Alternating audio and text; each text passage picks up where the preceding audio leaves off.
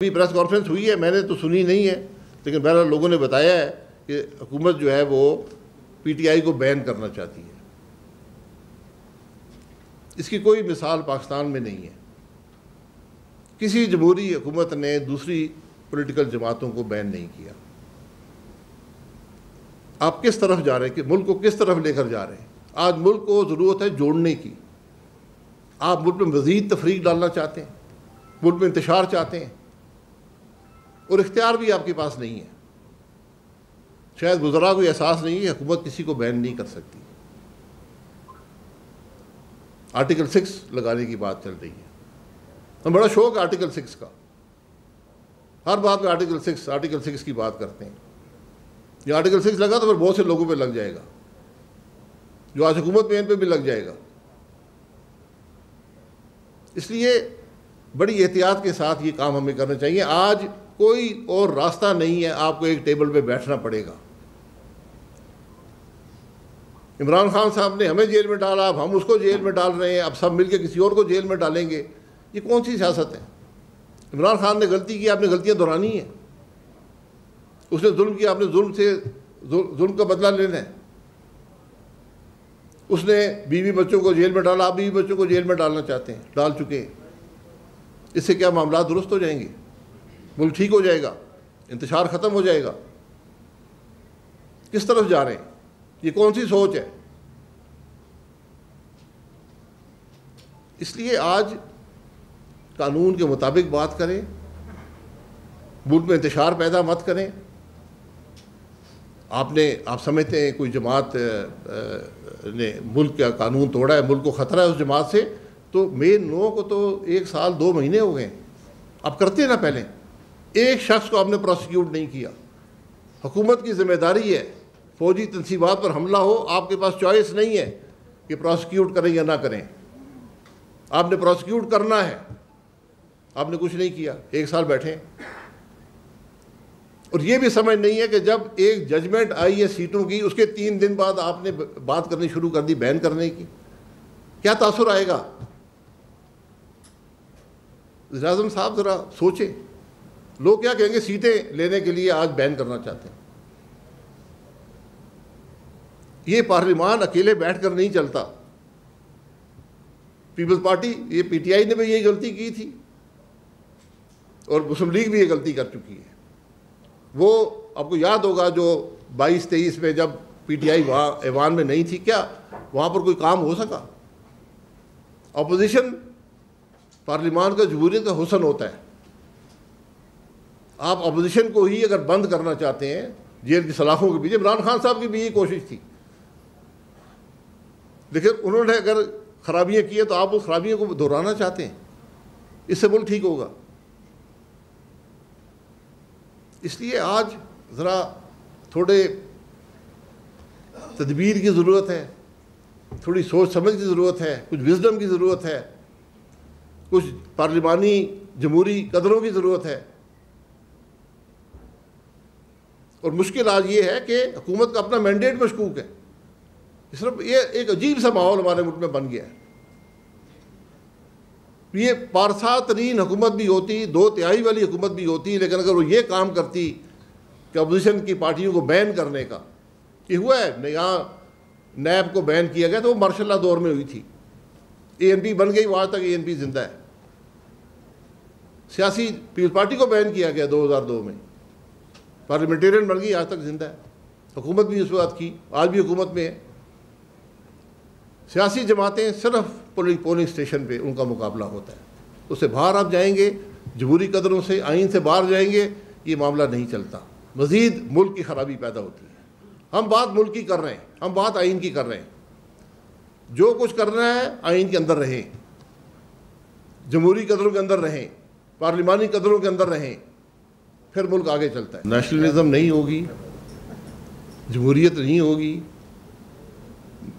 Political सियासी इंतशार होगा, तो फिर बिजली के बिल बढ़ेंगे।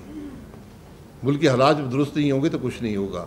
मेरा 35 साल में सिर्फ एक दावा है कि मैंने कभी अपना ज़मीर नहीं बेचा, किसी गैर जमहूरी अमल का हिस्सा नहीं रहा। 18 में बिल्कुल मैंडेट चोरी हुआ था, 2024 में भी चोरी हुआ है।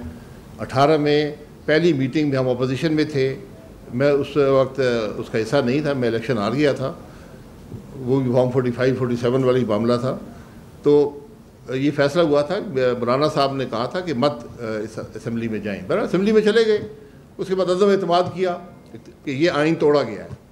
लेकिन वो बात अब गुजरे 3 साल होने लगे हैं, 2.5 साल हो गए, तो देर कर दी है थोड़ी।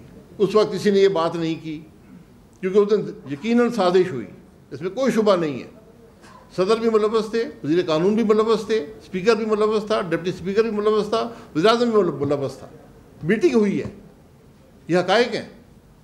लेकिन ठीक है, अब अदम एतमाद हो गया, सुप्रीम कोर्ट ने करवा दिया, बात ख़त्म हो गई। तो मैं इसलिए कह रहा हूँ कि हमें सारे मामलात जमहूरी पार्लिमानी कदरों के अंदर रह कर करने चाहिए।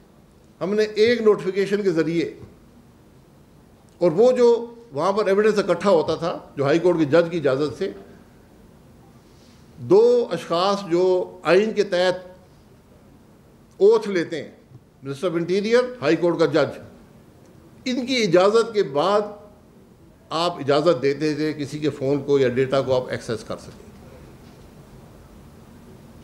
आज आपने एक ग्रेड 18 के अफसर को इख्तियार दे दिया कि वो खुद ही हर चीज़ का तय कर लेगा, हाँ ये मैंने करना है, और वो कर ले। इस तरह के निज़ाम दुनिया में नहीं चलते।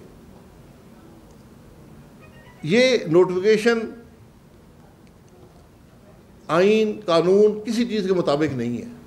हुकूमत क्या सोच रही है, क्यों ये कर रही है, इसके असरात जो मुल्क पर होंगे मैंने आपको जिक्र कर दिया।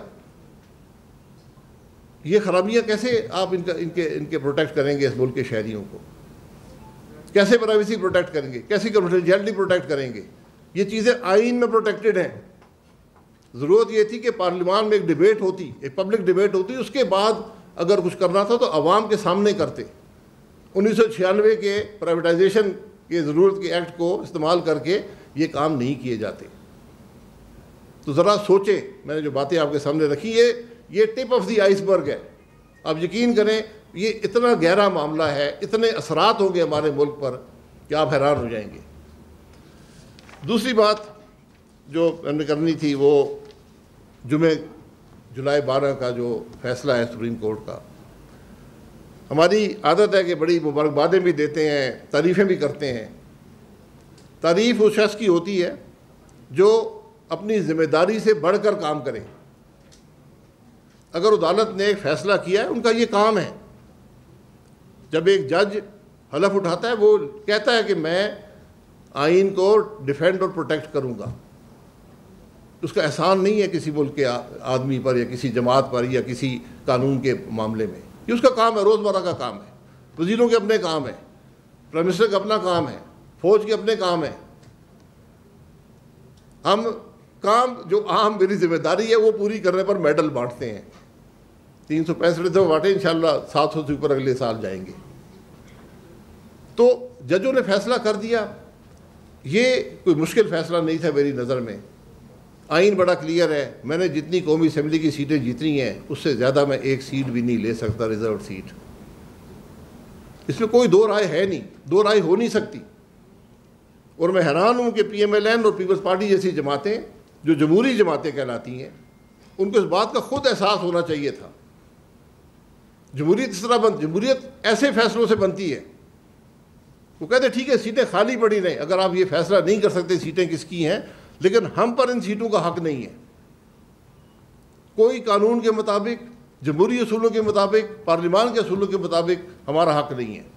उस दिन मुल्क में जमहूरियत आगे चलती, लेकिन हमें सीटों का लालच था। हम दौड़ कर बैठे, हमने इंतज़ार नहीं किया। ये बदकिस्मती है आज इस निज़ाम की। ये वो निज़ाम है जिसके हम आज बात कर रहे हैं। अवाम पाकिस्तान यही बात करती है कि ये खराबी हमने दूर करनी है। हमने जमहूरी कदरें, पार्लिमानी कदरें इस मुल्क में लेकर आनी है। हमने आइन का दिफा करना है, मुल्क को आइन के मुताबिक चलाना है, फिर मामला आगे बढ़ेगा। बाकी लंबी तफसील है जी, PTI को सीटें कैसे मिल गई, जजेस ने फैसला किया है, लिखा हुआ है, अभी शॉर्ट ऑर्डर आया, बाकी भी आ जाएगा।